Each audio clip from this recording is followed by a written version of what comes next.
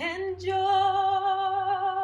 Carlin will always be funny. And George Carlin will always be funny. Y'all already know who we reacted to today. We're going to get our laugh on tonight, this evening. I'm making sure I ain't drinking no water, because yesterday I would have spit it up. But let's go. Let's tap into it. You know my squad. You know my squad. I said now ain't nobody messing with my squad. You know my squad. You know my squad. I said now get these other haters out my squad. Subscribe Squad, it's another day, it's another dollar, it's time for another freaking reaction, because that is what we do. You look at me and I look at you, you look at me and I look at you, you look at me and I look at you. That is what we do. Now, before we go ahead and react to some more George Carlin, I need you to do me a favor. I need you to hit that like button, I need you to hit that sub button, and I need you to hit that bell button, because you can ring my bell,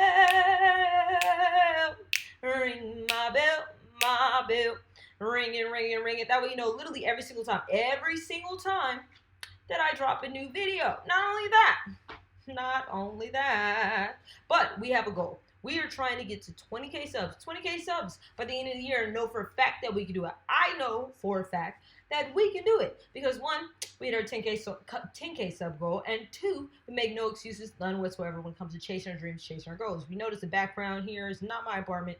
It's because I'm on tour. And today we had a show in Tucson. Tomorrow, technically today when you watch it, I'll have a show in San Diego. If you haven't already checked out the list of show dates that I have coming up all across America, be sure to go in the description below, click that link, boom, get your tour tickets. All right, now with that being said, it's not time for bars today. It's time to pack the funny. And so far, this guy right here has not disappointed. You guys have practically begged me to do a reaction to his bit on euphemisms, right? And I'm sure it'll be offensive. So we're going to go ahead and laugh.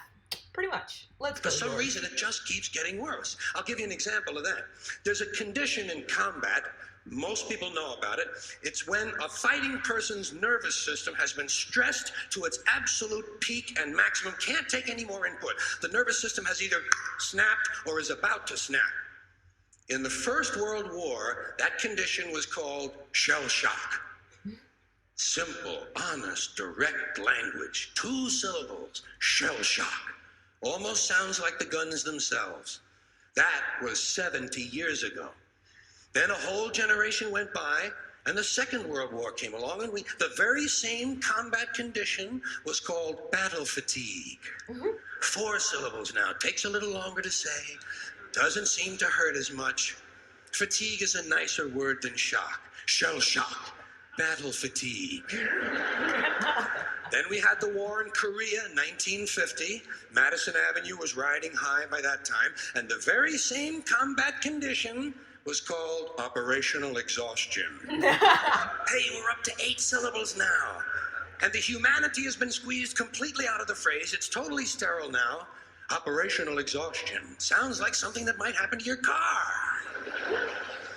Then, of course, came the war in Vietnam, which has only been over for about 16 or 17 years. And thanks to the lies and deceit surrounding that war, I guess it's no surprise that the very same condition was called post-traumatic stress disorder. Still 8 syllables, but we've added a hyphen. And the pain is completely buried under jargon. Post-traumatic stress disorder. I'll bet you if we'd have still been calling it shell shock, some of those Vietnam veterans might have gotten the attention they needed at the time. I'll bet you.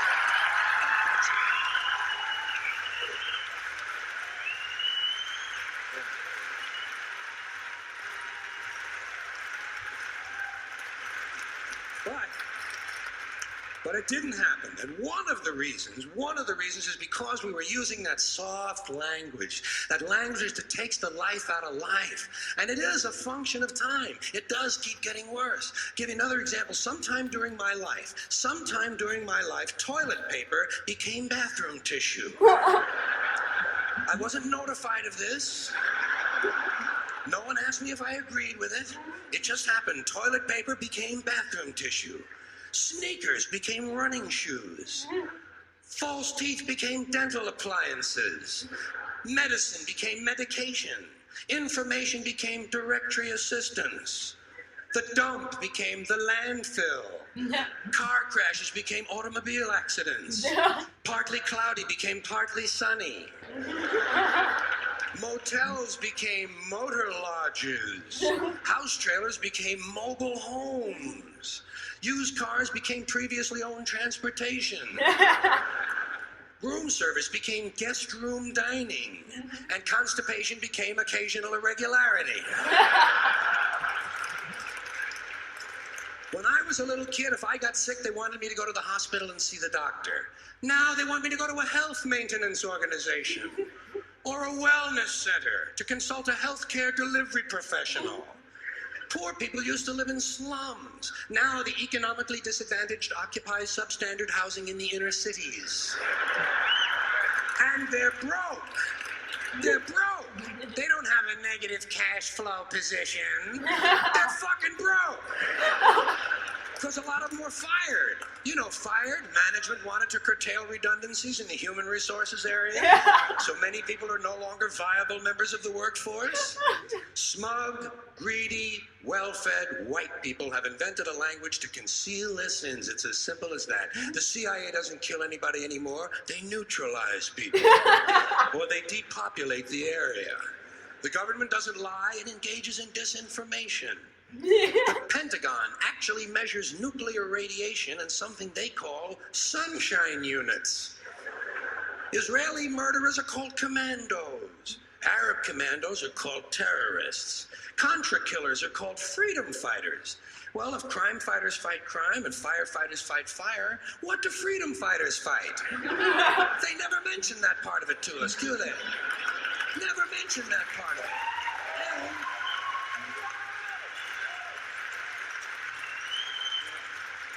And some of this stuff is just silly. We all know that. Like on the airlines, they say they want a pre-board. Well, what the hell is pre-board? What does that mean? To get on before you get on? They say they're going to pre-board those passengers in need of special assistance. Cripples.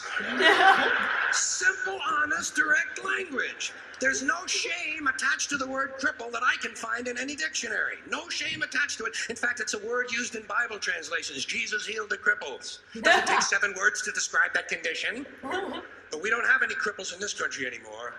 We have the physically challenged. Is that a grotesque enough evasion for you? How about differently abled? I've heard them called that, differently abled. You can't even call these people handicapped anymore. They'll say, we're not handicapped, we're handy-capable. These poor people have been bullshitted by the system into believing that if you change the name of the condition, somehow you'll change the condition. Well, hey, cousin, doesn't happen. Doesn't happen. He's wild. Like, he has no filter whatsoever. Doesn't happen. Doesn't happen. We have no more deaf people in this country, hearing impaired. No one's blind anymore, partially sighted or visually impaired. We have no more stupid people. Everybody has a learning disorder. Or he's minimally exceptional. How would you like to be told that about your child? He's minimally exceptional. Oh, thank God for that.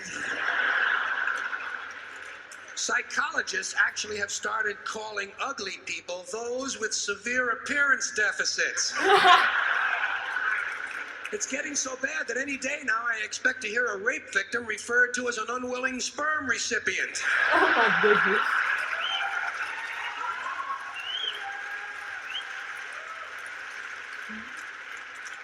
And we have no more old people in this country. No more old people. We shipped them all away, and we brought in these senior citizens.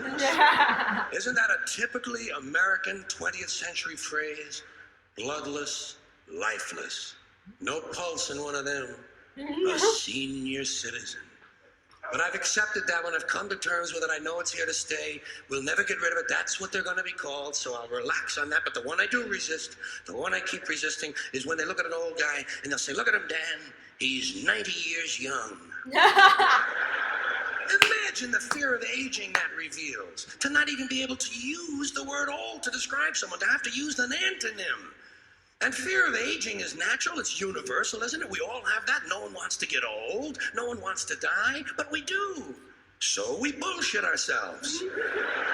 I started bullshitting myself when I got to my 40s. As soon as I was in my 40s, I'd look in the mirror and I'd say, well, I guess I'm getting older. Older sounds a little better than old, doesn't it? Sounds like it might even last a little longer.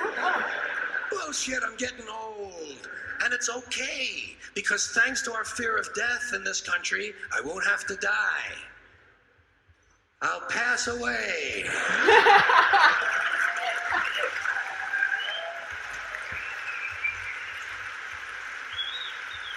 Done.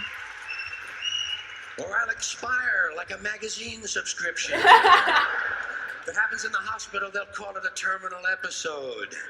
The insurance company will refer to it as negative patient care outcome. And if it's the result of malpractice, they'll say it was a therapeutic misadventure. I'm telling you, some of this language makes me want to vomit. Well, maybe not vomit. Makes me want to engage in an involuntary personal protein spill. Oh my goodness, that was a good one. That was a good one. Okay, Bill. Okay, Bill. Well, George. Okay, George. All right. Okay, so the question becomes, what do we react to next? I know you guys keep hitting me with them. As you can see, I'm hitting my Ritz crackers, and I need you to let me know more George Carlin, which you react to next in the comments below. If you haven't already, hit that sub button. Watch another video. Have a good day, because I got to go. Out.